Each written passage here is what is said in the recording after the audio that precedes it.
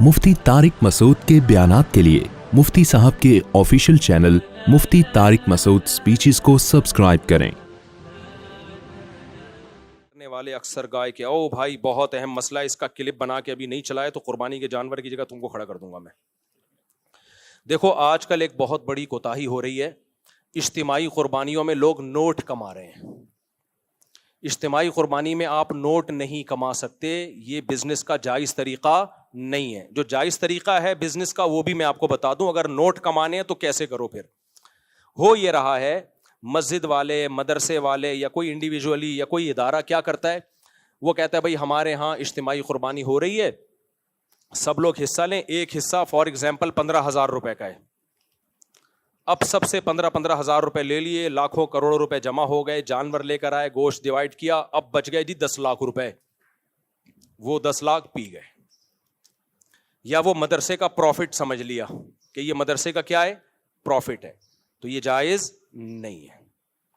वो 10 लाख रुपए आपको सब में को डिवाइड करने पड़ेंगे, वापस करने पड़ेंगे वो मदरसे का प्रॉफिट।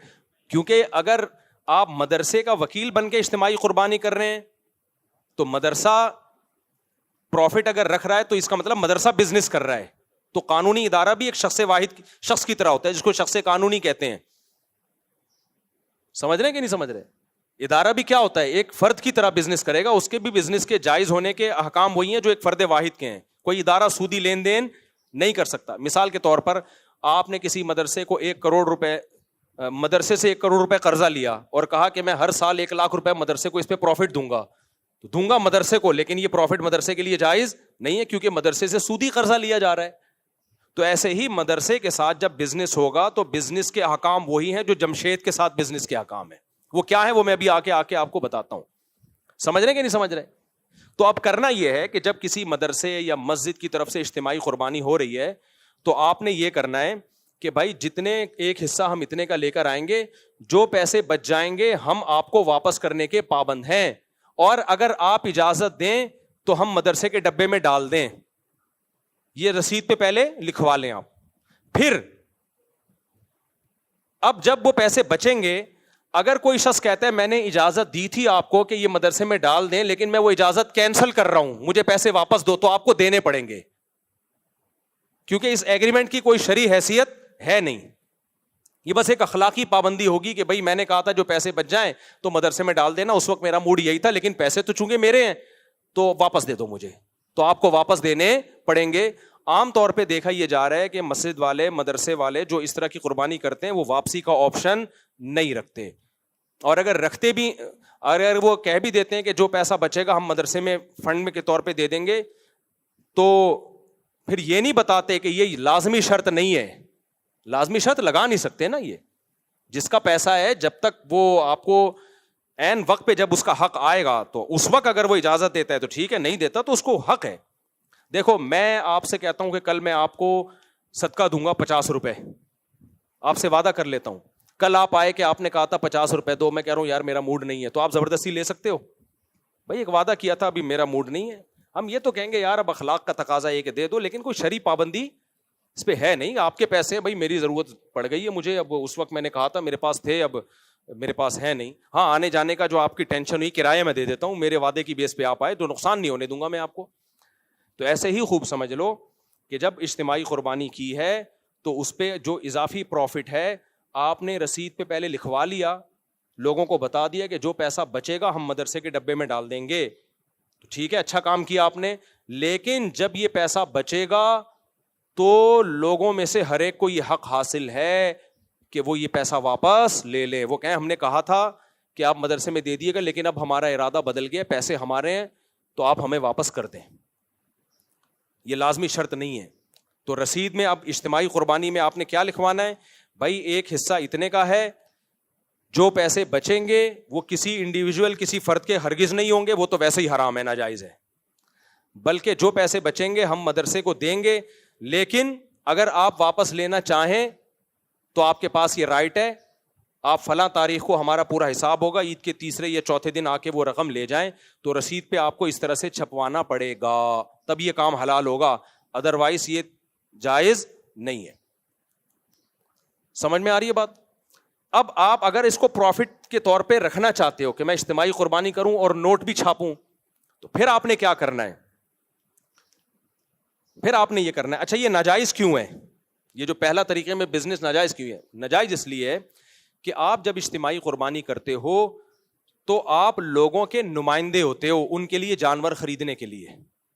وکیل موکل سے کمیشن تو لے سکتا ہے بتا کے.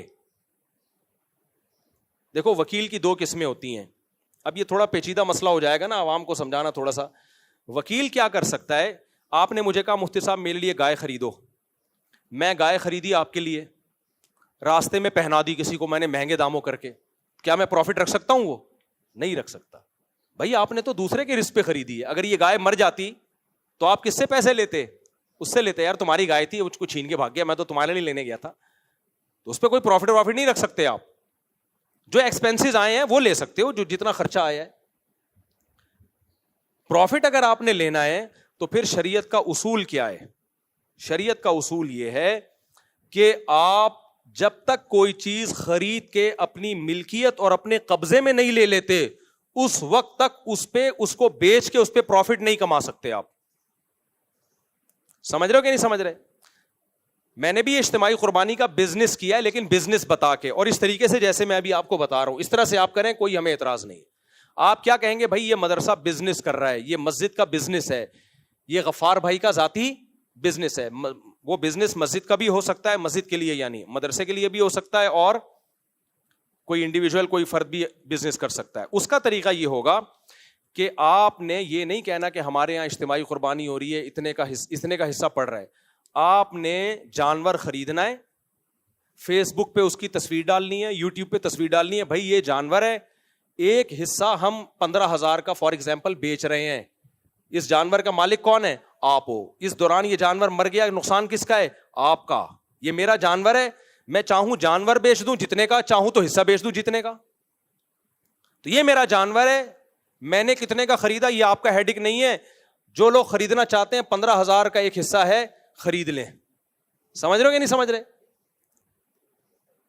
تو وہ 15,000 کا جب خریدیں گے, دو دوسرے نے بھی 15, تو یہ 7 حصے آپ نے دوسروں کو بیچ دیے, گویا آپ کی پوری گائے بک گئی. اس پہ جو پروفٹ ہوا وہ کس کا ہے؟ بولو, آپ کا. اب اگر گائے ہلاک ہوتی ہے بکنے کے بعد تو نقصان ان کا ہے, اس سے پہلے ہلاک ہوتی ہے تو نقصان کس کا ہے؟ آپ کا. اس کنڈیشن میں لانا پڑے گا اس بزنس کو, یعنی آپ نے خریدنا ہے, خریدنے کے بعد اپنے قبضے میں لینا ہے. اب تک وہ گائے کس کی ہے؟ آپ کی ہے. اس کا سارا نقصان کا رسک کون لے رہا ہے؟ آپ لے رہے ہو. اب آپ پہنانا شروع کر دو. پہناتے ہی ہیں, بیچتا کون ہے؟ سمجھ میں آ رہی ہے بات کہ نہیں آ رہی؟ اور آسان طریقہ بتاتا ہوں. آپ کہو گے بھائی ہم 100 گائے اٹھا کے لے آئے, کوئی خرید ہی نہیں رہا, تو ہم کیا کریں گے؟ بکنگ پہلے شروع کر دو. بے شک بکنگ کا طریقہ کیا ہے؟ آپ بولو بھائی میرا ارادہ ہے قربانی کا, اور میں جو حصہ لینا چاہے تو میرے پاس حصہ بک کرا دے, اور میں نے ریٹ رکھے فار ایگزامپل 15,000 روپے. تو جو لوگ اس میں دلچسپی لیتے ہیں پیسے دے دیں ایڈوانس میں, لیکن یہ صرف بکنگ ہوگی, یہ ڈن نہیں ہے ابھی سودا. جب میں جانور لاؤں گا, آپ کو جانور دکھاؤں گا, اس کے بعد آپ اگر خریدنے میں دلچسپی رکھتے ہو تو سودا ڈن کر دینا, نہیں رکھتے ہو تو 15,000 واپس لے لینا. سمجھ میں آ رہی ہے بات کہ نہیں آ رہی؟ جیسے ہم میڈیکل والے کو بولتے ہیں بھائی ایڈوانس میں پیسے رکھ لے, یہ دوا منگوا دے, وہ دوا منگوا دیتا ہے, ہم جا کے اس سے خرید لیتے ہیں, ہماری مرضی نہیں خریدیں تو وہ دوا کسی اور کو پہنائے گا. پھر وہ جب تک آپ کی ملکیت میں وہ گائے نہیں آ جاتی, بکرا نہیں آ جاتا, آپ آگے کسی کو بیچ نہیں سکتے. بکنگ کر سکتے ہیں, بکنگ اس سینس میں بھائی جو دلچسپی رکھتے ہیں وہ حصہ بک کر لیں اپنا, 15 پورے دے دیں یا 1,000 روپے دے دیں, جس سے ہم سمجھیں کہ یہ واقعی انٹرسٹڈ ہیں اس میں, تو وہ دے دیں گے. تو یہ سودا نہیں ہوگا, یہ امانت ہے. ان لوگوں کی رقمیں آپ کے پاس کیا ہیں؟ امانت ہیں. آپ کے پاس امانت کے طور پہ رکھی ہوئی ہے.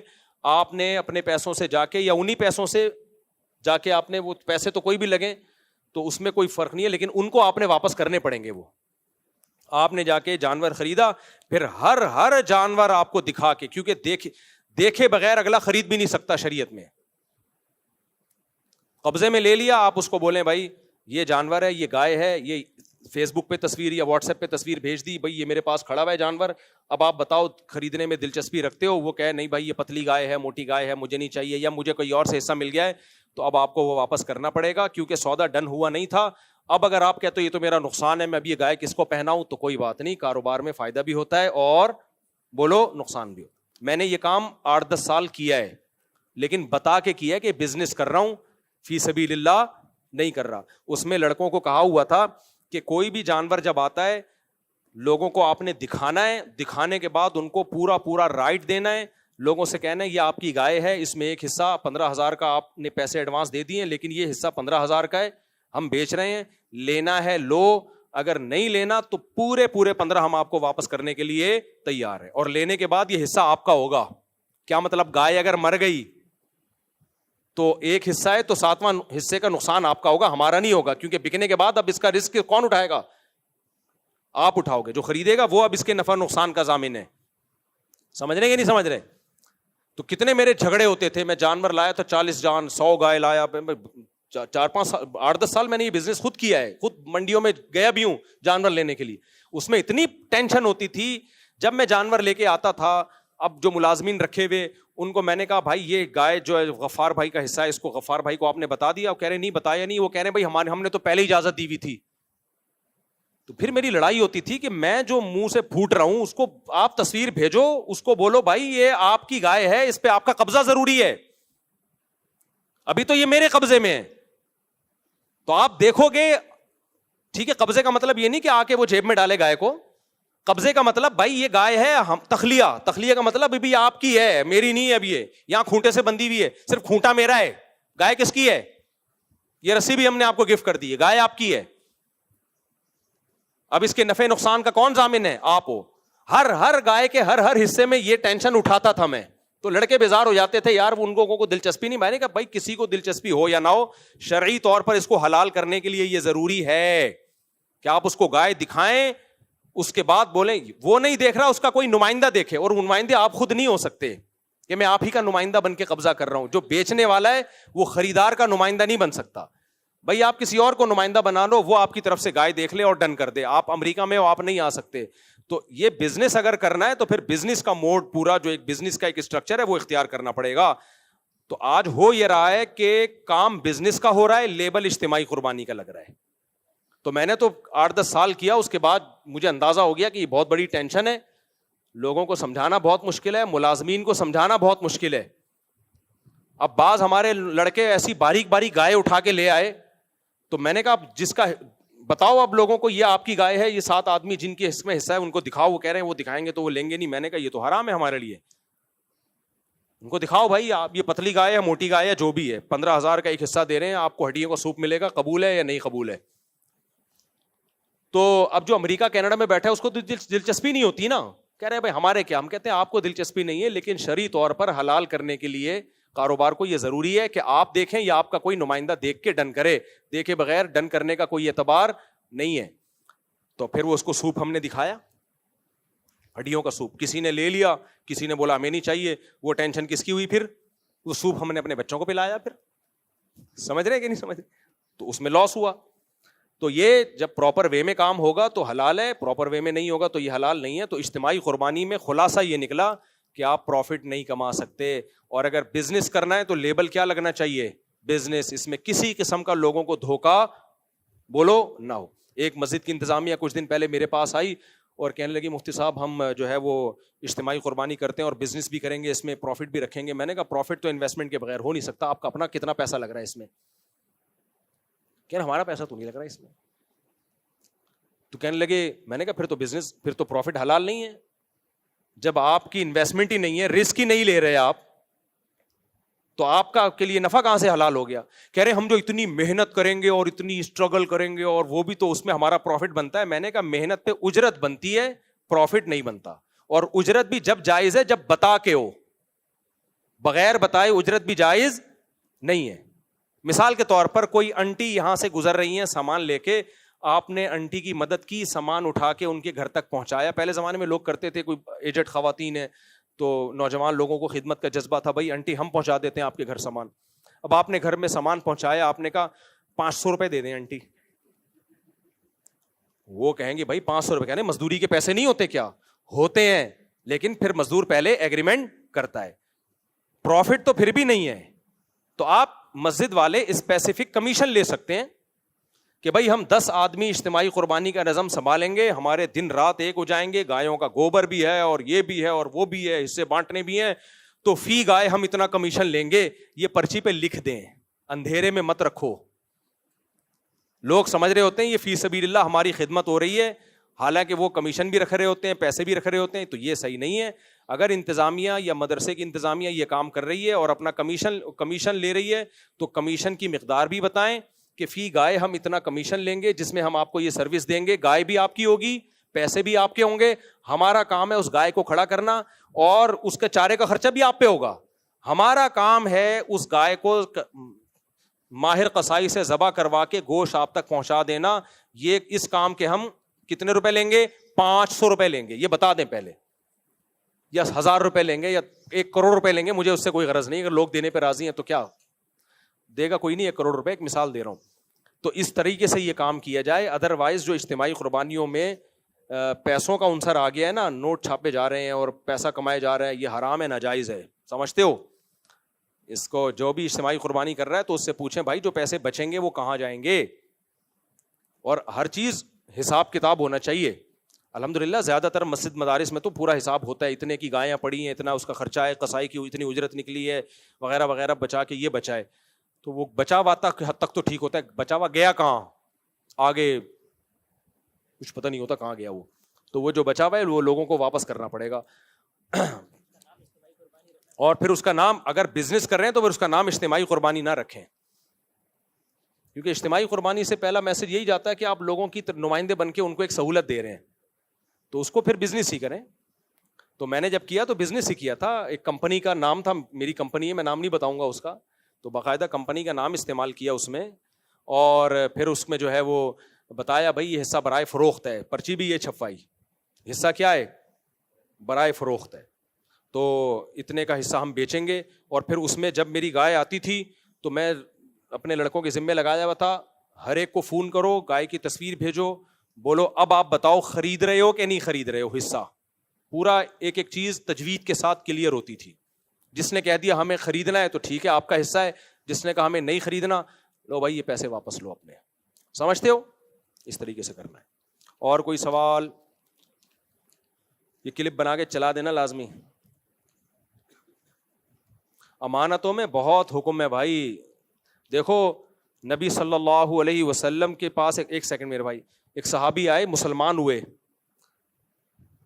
جس قوم سے تھے اس سے جنگ ہو رہی تھی، تو جنگ سے پہلے وہ آ کے مسلمان ہو گئے. ان کے پاس بکریوں کا پورا ریوڑ تھا. تو انہوں نے کہا میں اسلام لانے کے بعد کیا کروں؟ آپ نے کہا یہ ریوڑ میں جس کی بکریاں پہلے جا کے واپس کرو. حالانکہ جن سے لڑائی ہو رہی ہے ان کی بکریاں تھیں، وہ تو ان کا تو مال غنیمت ہے نا، لیکن بھائی مال غنیمت تو جنگ کے بعد ہوتا ہے نا. یہ بکریاں تو ان کی ہیں، ان کافروں کی ہیں جن سے تمہاری لڑائی، ان سے تمہارا ایگریمنٹ تھوڑی ہوا ہے کہ ان سے بکریاں لیں اور اسلام لا کے ساری بکریاں ادھر لے آئے. یہ تو پھر غیر مسلم جائے سونا نکالے چوری کرے اور اسلام قبول کر کے سونا لے کے بھاگ جائے. تو نبی نے جو دشمن تھے لڑ رہے تھے ان کے بارے میں ان صحابی کو کہا کہ تم مسلمان تو ہو گئے ہو لیکن جس کی بکری ہے اس کے حوالے کرو، اس کے بعد ہمارے ساتھ میدان جنگ میں شامل ہو، پھر اسی قوم کے خلاف لڑو جن کی بکریاں تھیں. اتنی مالی معاملات میں اسلام نے ہم کو فیئر رہنے کا حکم دیا ہے. اور آج پتہ ہی نہیں چلتا کتنا پیسہ آ رہا ہے، کہاں جا رہا ہے. ایسے بھی بعض محتمم، زیادہ تر صحیح ہوتے ہیں الحمدللہ، لیکن مدارس کے بعض محتمم میں نے دیکھے ہیں، بعض لوگ وہ کیا کر رہے ہیں، مدرسے کے لیے گائے لینے گئے، اپنی نیت سے خریدی، اور جیسے گائے خریدی 50,000 کی، ایک مثال دے رہا ہوں، اور مدرسے کو 55,000 کی بیچ دی. ابے یہ کیا ہو رہا ہے؟ آپ جب مدرسے کے وکیل بن کے جا رہے ہو تو آپ اپنے لیے خرید ہی نہیں سکتے بھائی. آپ جب خرید رہے ہو اپنے لیے تو وہ مدرسے کے لیے ہو، پھر وہی آپ مدرسے کو بیچ رہے ہو، یعنی اپنے آپ کو بیچ رہے ہو. یہ ڈرامے بھی ہوتے ہیں بعض جگہ. نہیں آئی سمجھ میں بات؟ میں اس کی ایک مثال دیتا ہوں. غفار بھائی نے آپ کو 1,00,000 روپے دیے اور بولا جا میرے لیے گائے لے کر آ. آپ نے 1,00,000 کی گائے خریدی غفار بھائی کے لیے، اور پھر دل میں یہ نیت کی کہ غفار بھائی تو یہاں ہے نہیں، میں غفار بھائی کا نمائندہ بھی ہوں اور میں خود ستار ہوں، تو میں ستار بن کے غفار کو یہ 1,00,000 کی گائے 1,10,000 میں بیچتا ہوں. یہ جائز ہے کیا؟ نہیں جائز. سمجھ میں آ رہی ہے بات؟ دوبارہ سے جمشید نے بھیجا آپ کو, جا بھائی تو جا, میں تیرے سارے خرچے اٹھاتا ہوں, سب منڈی آنے جانے کا خرچہ میرے ذمے, بھلے تو خرچ کر لیکن ذمے کس کے ہے؟ میرے. وہاں چائے بھی پینا, کھانا بھی کھانا, یہ سارے ایکسپینسز میرے ذمے, بھلے اپنے پیسوں سے کھا لیکن ذمہ کس کا ہے؟ میرا ہے. اور تو میرے لیے گائے خرید. آپ گئے, آپ کا نام ہے وسیم, آپ نے وہاں جا کے 1 لاکھ کی گائے خریدی, خرچہ سارا کس کا ہو رہا ہے؟ ذمہ داری کون اٹھا رہا ہے؟ جمشید. پھر آپ نے کہا کہ یار یہ خریدی تو ہے, سارا خرچہ تو جمشید کے ذمہ, اگر یہ گائے مر جاتی تو نقصان بھی جمشید کا ہوتا, اور میں گیا بھی جمشید کی طرف سے, ساری دنیا کو پتا ہے میں جمشید کے لیے گائے خرید رہا ہوں, لیکن میں ہوں تو جمشید نہیں نا, میں ہوں وسیم. تو یہ گائے جو میں نے 1 لاکھ کی خریدی ہے, تو میں نے وسیم جو میں سچی مچی کا ہوں وہ بن کے میں نے جمشید کو 1,10,000 میں بیچی. اور پھر آپ نے جا کے جمشید سے کہا کہ یہ گائے 1,10,000 کی ہے. جمشید کہہ رہا ہے کیسے 1,10,000 کی ہے؟ بولو چھوڑو, میں نے جس سے خریدی ہے وہ اس نے 1,10,000 کی بیچی ہے, اور میں نے خریدی کس سے ہے؟ اپنے آپ سے خریدی ہے. تو بعض مدرسوں میں یہ بھی میں نے دیکھا ہے, بعض میں, سب زیادہ تر مدرسے ٹھیک ہی ہوتے ہیں الحمدللہ, کہ وہ محتمم کمبخت کیا کر رہا ہے, پہلے 50 گائے خریدتا ہے اپنے لیے, پھر وہ گائے پروفٹ رکھ کے بیچتا ہے کس کو؟ مدرسے کو. حالانکہ وہ جو اپنے لیے خرید رہا ہوتا ہے تو اس کا رسک سارا مدرسے کے ذمے ہوتا ہے, اس کا آنے جانے کا خرچہ اور وہ سب کچھ ایکسپینسز کس کے ذمے ہوتے ہیں؟ مدرسے کے ذمے ہوتے ہیں. تو یہ جائز نہیں ہے کہ آپ ایک ہی طرف سے وکیل بھی بن رہے ہو اور موکل بھی بن رہے ہو, یہ نہیں ہوتا. اس زمانے میں کوئی مالی معاملات میں ٹھیک ہو جائے نا, بس وہ جنت میں جائے گا, مذاق نہیں. بہت گڑبڑے ہیں پیسوں میں. ٹرسٹ لوگ کیا کرتے ہیں, آپ نے ایک ٹرسٹ بنا لیا بہترین قسم کا, غریبوں کو راشن بانٹوں گا, اور اپنی راشن کی دکان بھی کھول لی فوراً. اب آپ تھر میں 1 کروڑ کا راشن بانٹ رہے ہو, وہ سارا 1 کروڑ کا راشن کہاں سے جا رہا ہے؟ بولو, آپ کی دکان سے جا رہا ہے. ایک صاحب نے ایسا کیا, میں نے کہا میرے بھائی یہ 1 کروڑ کا راشن آپ ہی کی دکان سے جا رہا ہے, یہ تو آپ کا بزنس چمک رہا ہے. کہتے ہیں اس میں غریب کا نقصان کیا ہے, میں سستا دے رہا ہوں. بات معقول ہے بھائی, اگر آپ سستا دے رہے ہیں تو آپ سے لیں, بے شک پھر آپ کا فائدہ ہو جائے تو کوئی غلط بات نہیں ہے. میں نے کہا آپ کہاں سے لے رہے ہو؟ جتنا سستا آپ ٹرسٹ کو بیچ رہے ہو اس سے زیادہ سستا آپ کہیں سے اٹھا رہے ہو, تو آپ اپنے ٹرسٹ کا مال ڈائریکٹ وہاں سے کیوں نہیں اٹھا لیتے؟ نہیں آئی میرا خیال ہے بھائی, آپ اپنے ٹرسٹ کا مال ڈائریکٹ وہاں سے اٹھاؤ جہاں سے آپ اپنے جنرل اسٹور کا مال اٹھا رہے ہو, اپنے گودام کا مال اٹھا رہے ہو. پھر آپ کے لیے حلال ہے. یہ پوری دنیا میں اتنا سستا کہیں اویلیبل ہی نہیں ہے, آپ کی دکان میں سب سے سستا, پھر آپ اٹھا لو بھائی, کوئی بات نہیں. غریب کو بھی فائدہ ہے سستے میں, ٹرسٹ کو بھی فائدہ ہے, آپ کو بھی فائدہ ہے. لیکن ہو ایسا نہیں رہا ہوتا, ہول سیلر کوئی اور ہے. تو آپ اتنا مال جب کروڑوں کا اٹھا رہے ہو تو اس ہول سیلر سے اٹھاؤ نا جو سب سے کم ریٹ لگائے. تو سب سے کم تو وہ لگا رہے جس سے آپ لے رہے ہو. کہتے ہیں اس تک ہماری رسائی نہیں ہے, تو تم نے مال وہاں سے کیسے اٹھا لیا اگر تمہاری رسائی نہیں ہے اس تک؟ یہ 2 نمبریاں ٹرسٹوں میں ہو رہی ہیں. نہیں آئی میرا خیال ہے بات. بالکل ایسے جیسے اسکول کا یونیفارم خریدو تو کہاں سے ملے گا؟ اسکول سے ہی ملے گا. یہ ایسا یونیفارم ہے آج تک کوئی ٹیلر مارکیٹ میں ایسا پیدا ہوا ہی نہیں ہے کہ وہ یونیفارم کسی کا باپ بھی بنا سکے. یہ سب غلط طریقے ہیں پیسہ کمانے کے, یہ دھندے چل رہے ہیں. اللہ بچائے یار, انسان کا بچہ بننا, خدا کی قسم ہمارے حضرت فرماتے تھے سب کچھ ملے گا مارکیٹ میں, انسان نہیں ملے گا. انسان کا ملنا بہت مشکل ہے. اور یہ حضرت نے پتہ ہے کب کہا تھا؟ جب حضرت چاہتے تھے اپنا نائب کسی کو بناؤں.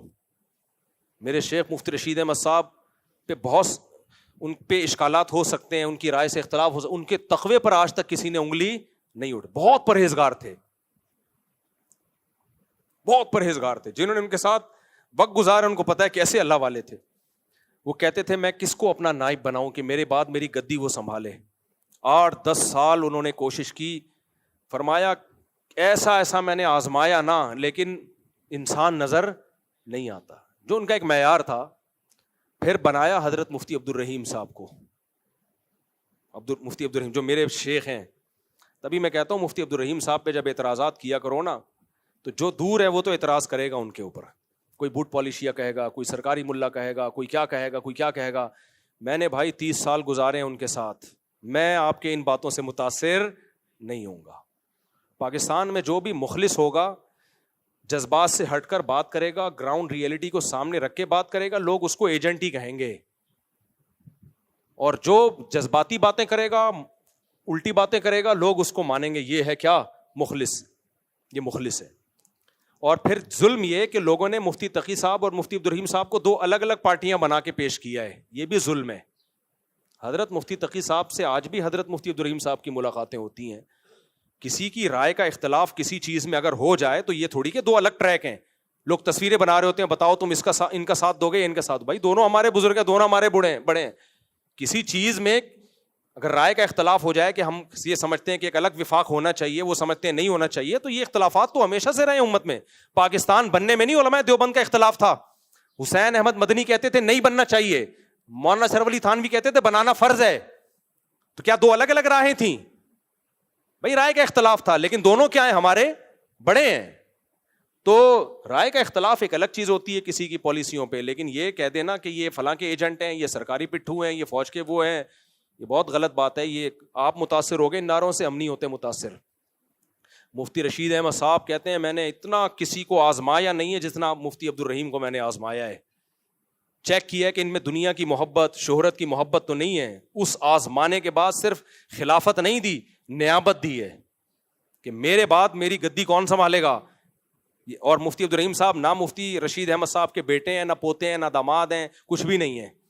میرٹ کی بیس پر, سمجھ رہے ہو, قوم بھی الگ الگ ہے. مفتی عبدالرحیم صاحب اردو اسپیکنگ ہے, یعنی انڈیا کے اردو میں شمار ہوتا ہے, اور مفتی رشید احمد صاحب پنجابی تھے.